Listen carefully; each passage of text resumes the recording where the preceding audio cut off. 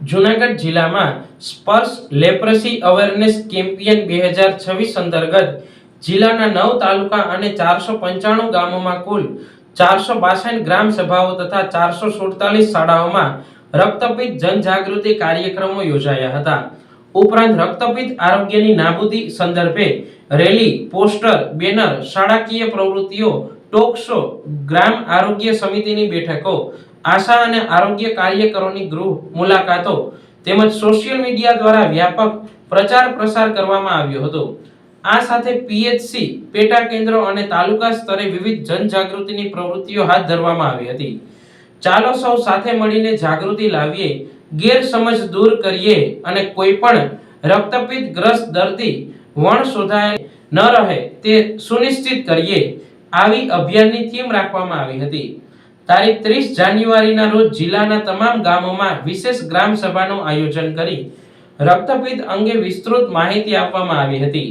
ગ્રામ સભામાં જિલ્લા કલેક્ટરનો સંદેશ વાંચવામાં આવ્યો તેમજ સરપંચ દ્વારા રક્તપિત્ત નાબૂદી માટે અપીલ કરવામાં આવી હતી. સભ્યોએ પણ રક્તપિત્ત નાબૂદી અંગે પ્રતિજ્ઞા લીધી હતી.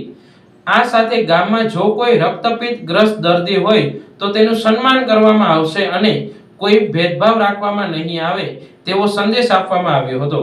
સમગ્ર દેશ સાથે રાજ્ય તથા જૂનાગઢ જિલ્લામાં તારીખ 30 જાન્યુઆરી થી તારીખ 13 ફેબ્રુઆરી સુધી ચાલેલા આ અભિયાનમાં ગ્રામ સભા તથા village health sanitation and nutrition કમિટીની બેઠકમાં રક્તપિત્ત ગ્રસ્ત દર્દીઓ પ્રત્યે સંવેદનાશીલતા રાખવા અને કોઈ પણ પ્રકારનો ભેદભાવ ન રાખવા પર ખાસ ભાર મૂકવામાં આવ્યો હતો. જિલ્લા રક્તપિત્ત અધિકારી દ્વારા જન સહભાગિતાનો અનુરોધ કરવામાં આવ્યો છે. રક્તપિત્ત એક બેક્ટેરિયાથી થતો ધીમો ચેપી રોગ છે જે ચામડી અને બહારની ચેતાઓ પર અસર કરે છે. ચામડી પર આછા રંગનું ચાઠું હોય અને તે સ્થળે સંવેદનાનો અભાવ જણાય તો તરત નજીકના આરોગ્ય કેન્દ્રમાં તપાસ કરાવવી હિતાવહ છે, જેની સારવારનો સમયગાળો 6 થી 12 મહિના છે. વહેલા નિદાનથી હાથ, પગ અથવા આંખોની વિકૃતિ અટકાવી શકાય છે. પગમાં સંવેદનાનો અભાવ હોય તો દર્દીઓને માઇક્રોસેલ્યુલર રબર શૂઝ વિનામૂલ્યે આપવામાં આવે છે. ઉપરાંત ચાંદા પડેલા દર્દીઓને અલ્સર કીટ આપવામાં આવે છે તથા વિકૃતિની શરૂઆતમાં મફત ઓપરેશનની સુવિધા પણ ઉપલબ્ધ છે.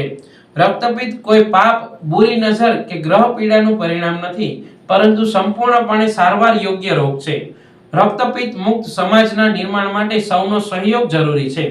રક્તપિત્તનું નિદાન અને સારવાર તમામ પ્રાથમિક આરોગ્ય કેન્દ્રો, સામૂહિક આરોગ્ય કેન્દ્રો અને જનરલ હોસ્પિટલમાં સંપૂર્ણપણે વિનામૂલ્યે ઉપલબ્ધ છે તેમ જિલ્લા લેપ્રસી અધિકારીએ જણાવ્યું છે.